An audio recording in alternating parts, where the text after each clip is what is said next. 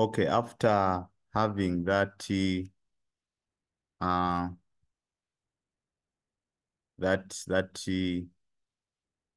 lesson, that video that we have gone through, can anyone help us explain Brownian motion as you relating it to the kinetic theory?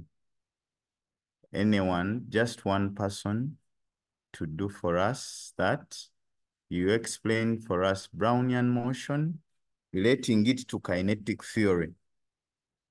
How this random motion relates to kinetic theory. Anyone who can do that for us? If no one is ready, then we can have it as an assignment. You'll have to write an explanation of how Brownian motion relates to kinetic theory. So that was all about Brownian motion. And I want now all of us to check ourselves, and then we look at diffusion. Now, we normally hear a lot of things, or we normally smell a lot of things when they are not near to us, but they are far.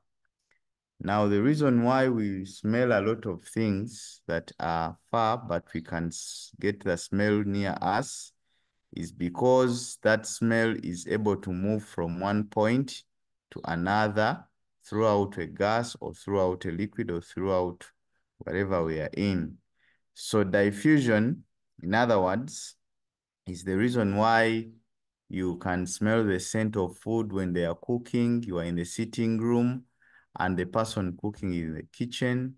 Or that is when you can smell the perfume of your friend, or the bad odor also of your friend who doesn't want to bathe, or of you who doesn't want to bathe after lunch. You go in a class sometimes and you don't feel the scent of the class the same way it was in the morning because of diffusion. So we are going to look at this checker, and after looking at the checker, we'll go on and look at the question. So can anyone read for us the checker? Anyone to read for us what you see on screen by show of hands? Yes, Marce?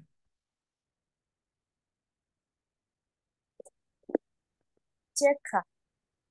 Have you ever wondered why a person in one corner of the classroom can smell the perfume of another person in the other corner? This is a result of diffusion. What happens to the particles of the gas in the perfume in order to move to the other corner of the room is that the particles of the gas move from high concentration to low concentration due to the nature of gas particles taking up all the space available. In fact, Okay, thank you. Thank you, Marce. You can complete this also. in fact, after some time, the smell reduces and becomes the same throughout the room. Okay, thank you, Marce, for reading. Now they are telling us that the reason why one is able to smell something from one corner and he smells it in the other corner is that we have our gas molecules or particles of the gas, or particles which have perfume in them, to move from a region of high concentration to a region of low concentration. And because of this, then that is where we are able to have the smell from one corner being smelt at the other corner. And they're also telling us that this one will be possible until the whole place is at the same, it smells the same. So if someone asks us, how could we define diffusion? Then we can write the definition of diffusion and say that diffusion is the movement of particles from a region of high concentration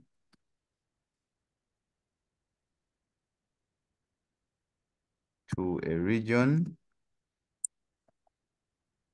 of low concentration. That is how we define diffusion. So let us write down that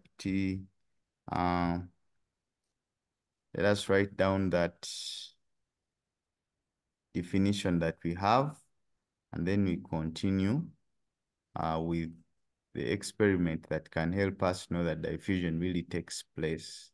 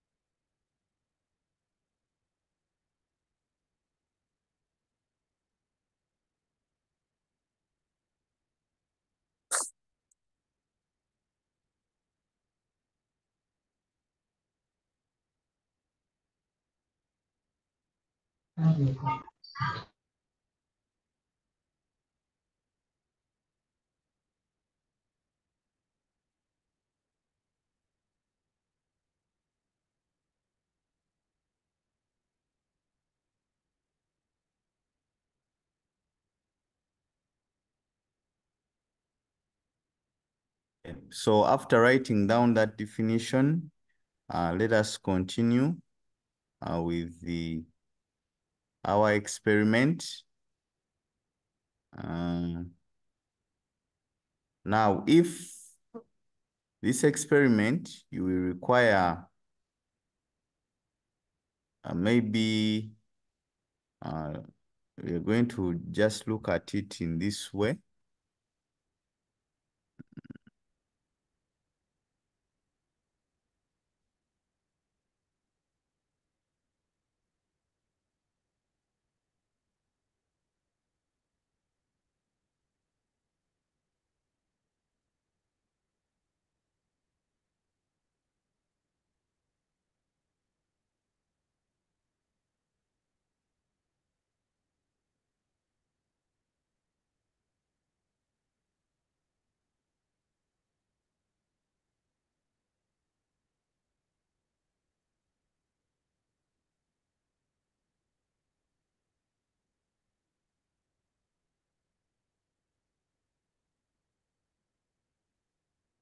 So we are going to look at it in this way. We are going to look at this video.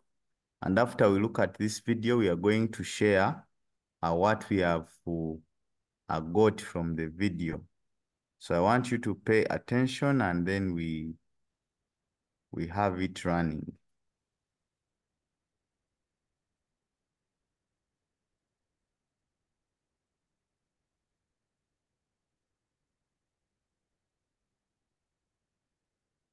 Today we're going to do an experiment to observe the diffusion of potassium permanganate crystals in water.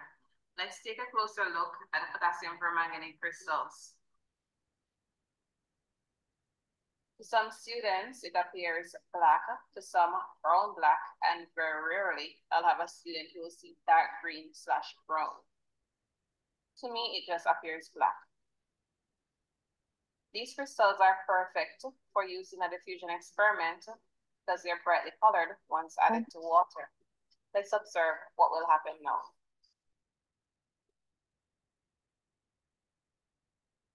Look keenly.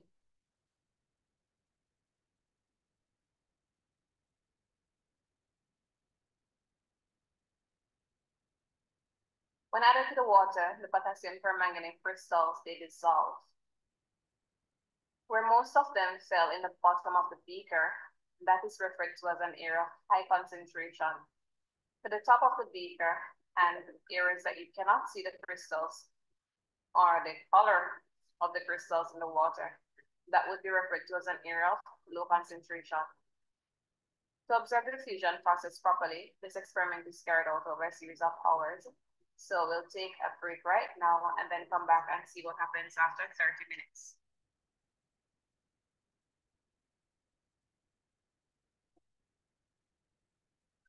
This is what the experiment looks like after 30 minutes. So I want you to take note of the streaking that you're seeing in the solution. And of course, down the bottom, it's darker there than at the top. So observe the streaks that you're seeing in the solution.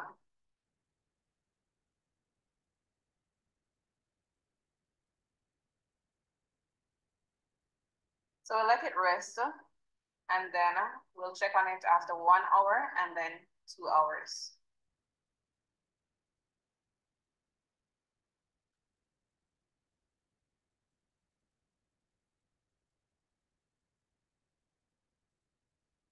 Minutes has passed by, so it has been about 1 hour since we've started the experiment. And if you look at it, it doesn't necessarily look much different from it did 30 minutes ago.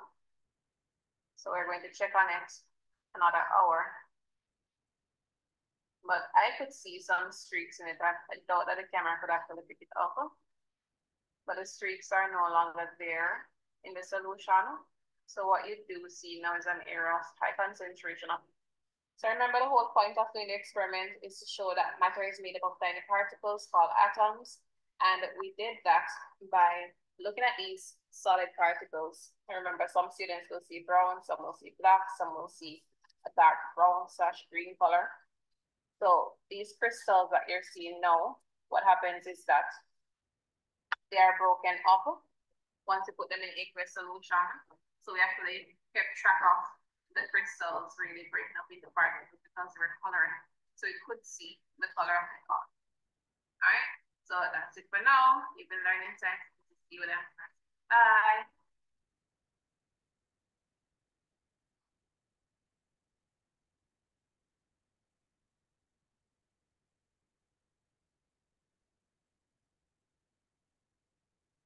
So you realize that what we have been seeing, we have been looking at a person having crystals of, now in the lab for this experiment, we use potassium permanganate. Potassium permanganate, if you see it in terms of color, near it, it's purple. So when that purple potassium permanganate is put in, let us say in something, in water, like we have in our diagram here, you will realize that at first, even in our video, that those crystals of potassium permanganate had to move from the top to the bottom. And when they moved to the bottom, they created a region of high concentration.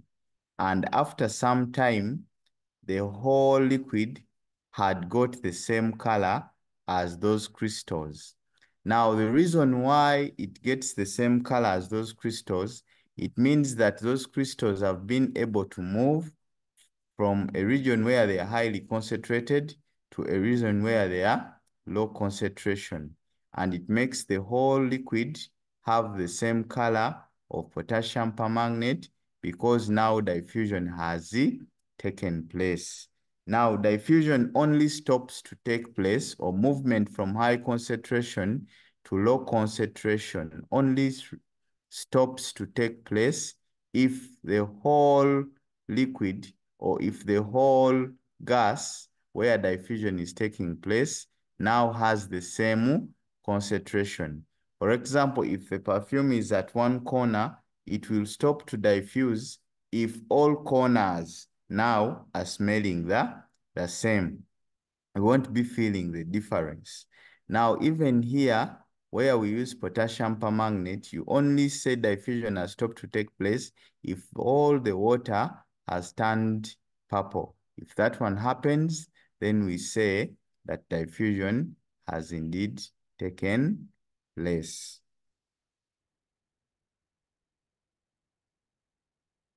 So here they are telling us that water changes color even without stirring, and you will see particles because they are told us ash, so you will see particles moving from one point where you have poured them, and it will dissolve throughout the water.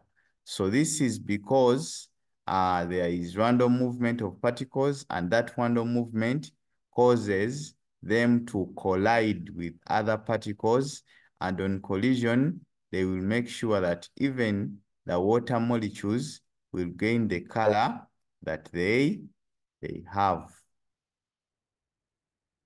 So that is what we saw in diffusion. Now, we are going to look at what happens, how temperature affects diffusion.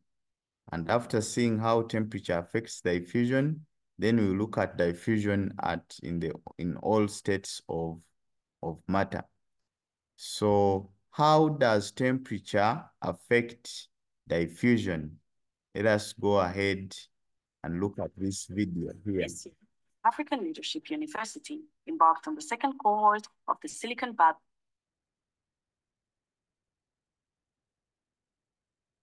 Remember that in the lecture, we talk about diffusion. Diffusion is how the molecules from one place, they will be able to move over to another place based on the concentration difference. And they need to act through some sort of like a medium. Now, we want to do a demonstration and tell you how the medium, whether the temperature is high or low, or whether its viscosity is high or low, is going to affect the diffusion rate. So we do this by the following setting. On your left-hand side, we have a glass of water, which is of room temperature, relatively cold. The other side, you still see the steam coming out of it. It is a glass of hot water, temperature roughly around like maybe 80, 90 degrees. So we're going to put in some dye and ask, how long does it take for the dye to diffuse throughout the entire glass of water? So let's take a look at it. This is the hot water, and this is the cold water. Let's pay attention to it and see actually how fast they become totally homogenized to have the red color fully distributed in the entire glass. You may notice that on the left-hand side, where the water is cold, sometimes you find that the dye, they are stagnant. They're not moving at all. Based on the very slow Brownian movement, they are simply moving a little bit, but then they're not really mixed very well. But if you look at the right-hand side, you may recognize that you can't see the dye at all. Basically, they're almost like a mix-up in a homogenized solution form. So what it tells you is that on the right-hand side, because of the high temperature, in fact, the dye molecule, they would be able to move around very effectively. And so therefore, they diffuse very well. But on the left-hand side, you find that in cold water at low temperature, diffusion occurs much, much more slowly.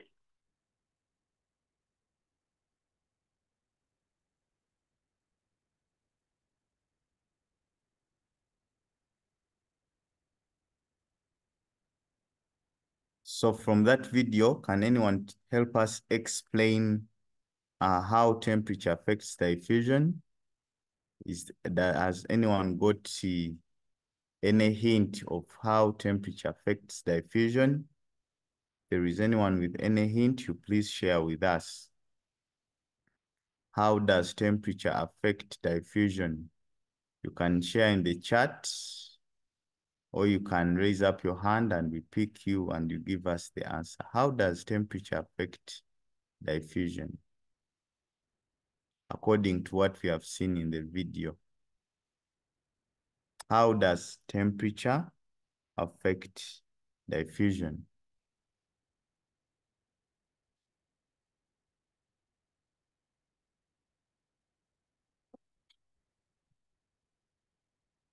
Yes, Shalom, your hand is up. The higher the temperature, the higher the rate of diffusion. Okay, And the lower the temperature, the lower the rate. Okay, thank you. And Manuela has also given us that the higher the temperature, the faster the rate, or the higher the rate of diffusion, and the lower the temperature, the lower the rate of diffusion. That is very correct. So please, if someone ever asks you why you think diffusion takes, for example, here in the checker, they're asking us why smell for armpits is stronger during lunchtime. Remember, most times, if it's the dry season, there is a lot of temperature during or after lunchtime. So you'll find out that the rate at which the particles are moving from where they are highly concentrated to where they are concentrated low is faster because of the increase in temperature. So the rate of diffusion is faster where we have higher temperatures than where we have low temperatures. So after noting that, I want you to note down this in your book. Note down the following things in your book.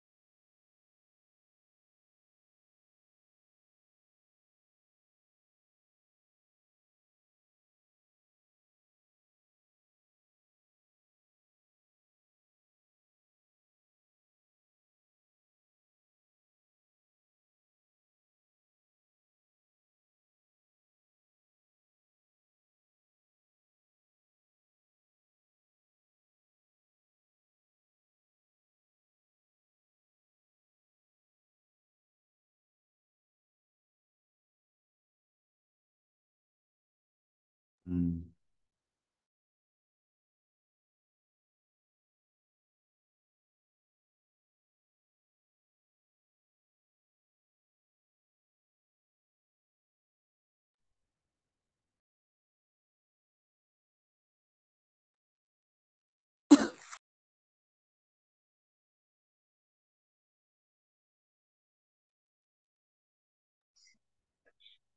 can share my WhatsApp. They are telling us that there are other factors that affect the rate of diffusion that we have. We have the size of the diffusing molecules. They are telling us that if we have smaller molecules, they diffuse faster than large ones. And the reason behind that is that larger molecules occupy larger spaces than the small ones. So that is the first one. The other one is temperature, and we have seen it that temperature increases. As temperature increases, the rate of diffusion also increases. So let us see, write those ones down. The other is pressure. The rate of pressure is directly proportional. The rate of diffusion is directly proportional to pressure. And it tells us that when gases are squeezed together, they move faster and then they collide frequently than if those gases are at low pressure. So let us write those ones down, and then we see how to continue from there.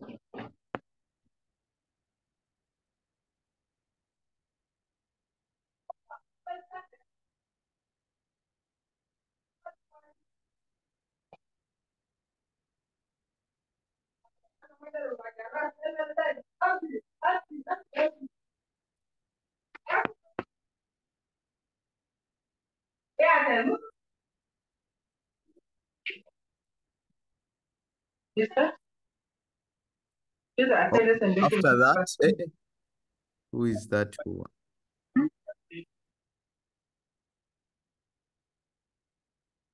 Okay, after writing down those ones, we had size of the diffusing molecule, the temperature, and the pressure. Then this one is the fourth one, which is molecular weight. We can write it down also. They're telling us that lighter molecules diffuse faster than massive ones. The speed of a gas depends on the speed of the molecules in that gas. So they are giving us how molecular weight affects diffusion. So we can put it down also, and then we see what next to do.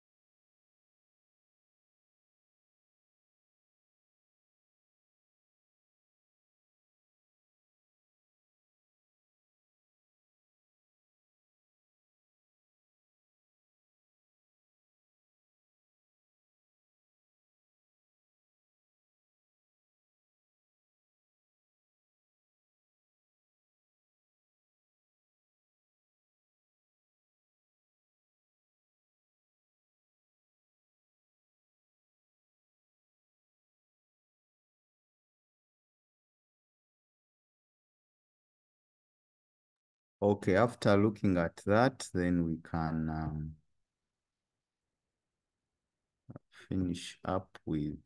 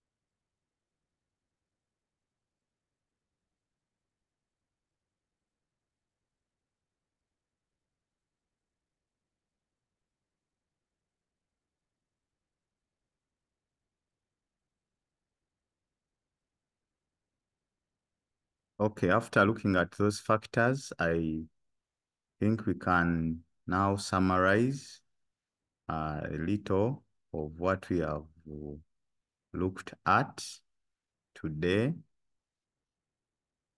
Today we have looked at a few things.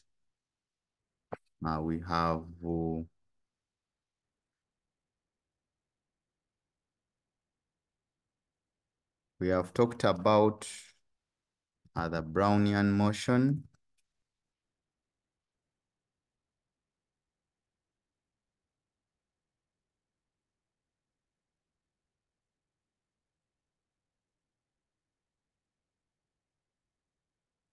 We have talked about the Brownian motion, and we said that this is the continuous random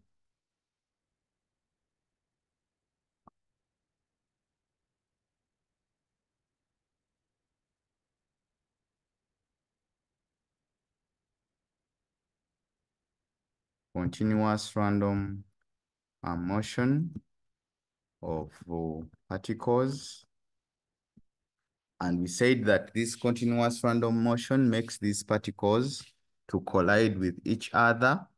And as they collide with each other, they make more and more random motions. And we have said that this Brownian motion is affected by temperature. We said that when there is high temperature,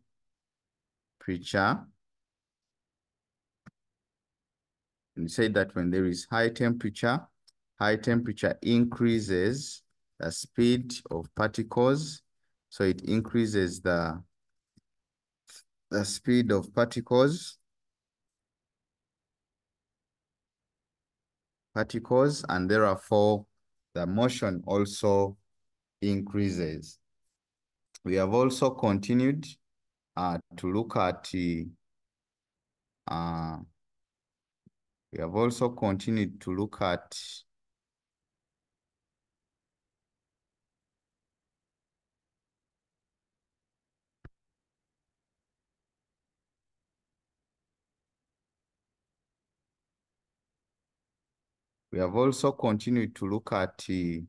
diffusion, and we said that diffusion is the movement of particles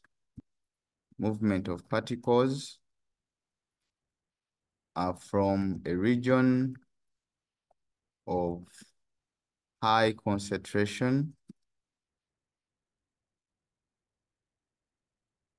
to a region